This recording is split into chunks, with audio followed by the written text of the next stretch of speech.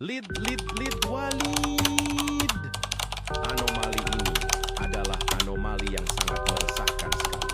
Konon katanya, apabila si lead Walid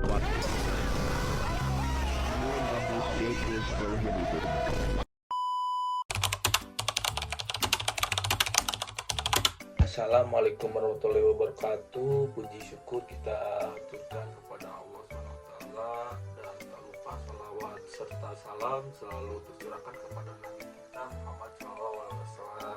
Sebelum presentasi ya teman-teman, saya akan menunjukkan min map saya terlebih dahulu. Lihat. Sini guys ya. Oke, lanjut kita ke sesi presentasinya. Lanjut ya guys, kita ke latar belakangnya guys. Terus kemunduran kekuasaan politik Khalifah Abbasiyah. Setelah masa kejayaan awal, kekuasaan Khalifah mulai melemah karena konflik internal, korupsi, dan perebutan kekuasaan. Dominasi kekuasaan militer dan dinasti luar. Kekhalifahan mulai bergantung pada kekuatan militer di luar, seperti ketua Turki yang kemudian memiliki pengaruh besar dalam pemerintahan. Terus selanjutnya masuknya dinasti Saljuk ya. Dinasti Saljuk di bawah Tughril Beg masuk ke Baghdad dan mengambil alih kekuasaan politik. Khalifah Abbasiyah tetap berkuasa secara simbolis, sementara dinasti Saljuk memegang kekuasaan militer dan administratif. Nah, yang selanjutnya itu kekuasaan Saljuk ya, kita akan membahas kekuasaan Saljuk. Oke, satu itu Tughril Beg masuk ke Baghdad pada tahun 1055 Masehi. Terus Tughril Beg, pendiri dinasti Saljuk, memasuki Baghdad atas undangan Khalifah yang mengusir kekuatan Syiah Umayyadi yang saat itu menguasai ibu kota. Ini menandai dimulainya dominasi Saljuk atas pemerintahan Abbasiyah.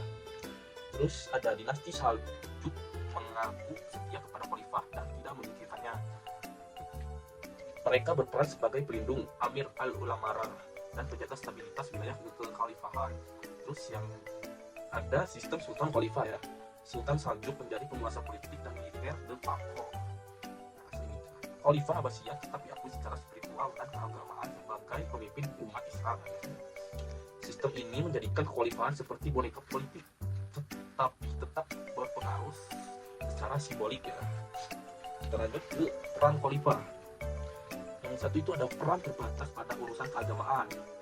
Khalifah hanya menangani hal-hal yang bersifat spiritual dan keagamaan ya, seperti pengesahan hukum Islam, pemberian gelar keagamaan, dan memimpin ibadah ya. Yang kedua ada otoritas politik dipegang oleh sultan. Segala keputusan administratif ya, militer dan pemerintahan diambil oleh sultan dari dinasti Saljuk ya. Khalifah tidak memiliki kekuatan militer atau pengaruh politik nyata. Nah, terus teman-teman, yang materi yang keempat ada kondisi politik ya. Satu, konflik internal antara faksi ya. Ketegangan sering terjadi antara faksi militer Turki, Persia, dan Arab yang berebut pengaruh di istana dan pemerintahan. Perebutan kekuasaan ini melemahkan stabilitas pusat kekhalifahan ya. Yang kedua ada pemberontakan Syiah dan konflik sekretarian. Aliran Syiah, terutama dari kelompok Buwayhibi dan Fatimiyah, sering memberontak terhadap kekuasaan Sunni Abbasiyah. Ketegangan antara Sunni dan Syiah menyebabkan ketidakstabilan di banyak wilayah ya. Yang ketiga ada munculnya dinasti semi independen. Beberapa wilayah mulai diperintah oleh dinasti lokal yang hanya mengakui. Terus kekhalifahan secara simbolis ya, yang hanya mengakui kekhalifahan simbolis ya. Seperti yang kesatu ada dinasti Fatimiyah di Mesir, Syiah Ismailiyah. Terus yang kedua ada dinasti Jengid di Suriah dan Irak. Terus yang terakhir ada dinasti Ayyubiyah, kelak muncul di akhir periode ini. Materi kelima ada perkembangan ilmu pengetahuan. Yang satu, ilmu pengetahuan tetap berkembang meski politik melemah. Walaupun kekhalifahan kehilangan kekuasaan politik, pusat-pusat ilmu tetap aktif dan produktif. Kalangan ulama, filsuf, dan ilmuwan terus melahirkan karya-karya besar dalam berbagai bidang. Nah, yang kedua ada aktivitas keilmuan di Madrasah Nizamiyah didirikan oleh Nizam al-Mulk, Perdana Menteri Saljuk, menjadi pusat pendidikan Islam termuka. Kekurikuluman mencakup fikih, kalam sastra, logika, dan filsafat. Yang ketiga ada tokoh-tokoh penting. Yang satu ada Imam Al-Ghazali, pemikir besar dalam bidang tasawuf, filsafat, teologi. Karyanya di Ulumuddin sangat berpengaruh. Ibnu Sina, meskipun hidup sebelum periode ini, pengaruh bidang kedokteran dan filsafat masih sangat kuat. Lanjut ke materi yang keenam, perang salib. Yang satu itu mulai dari abad ke-11 bab Perang Salib pertama dimulai pada tahun 1095 Masehi, dipicu oleh seruan Paus Urbanus II untuk merebut Yerusalem dari kekuasaan Muslim. Yerusalem jatuh ke tangan tentara salib pada 1099 Masehi. Dan terus yang kedua, tantangan besar dari Eropa Kristen.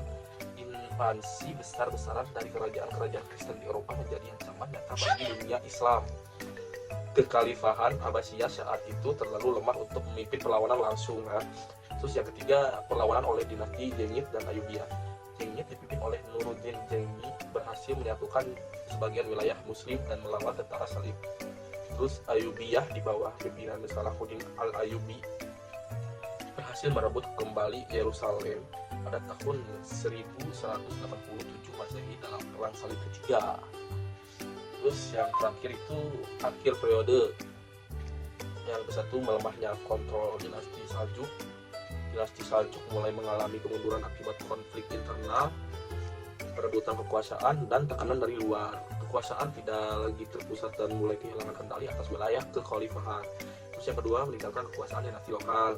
Seiring lemahnya Saljuk, banyak wilayah diperintah oleh penguasa lokal yang lebih mandiri. Terus dinasti seperti Zengid, Ayyubiyah, dan lainnya mulai tampil sebagai kekuatan dominan. Terus yang ketiga, beralih ke periode selanjutnya. Periode ini diakhiri dengan naiknya dinasti Ayyubiyah dan dipimpin oleh Salahuddin Al-Ayyubi. Fokus kekuasaan mulai bergeser dari Baghdad ke wilayah-wilayah seperti Mesir dan Syam, menandai transisi ke fase baru dalam sejarah Islam menjelang masa invasi Mongol di abad ke-13.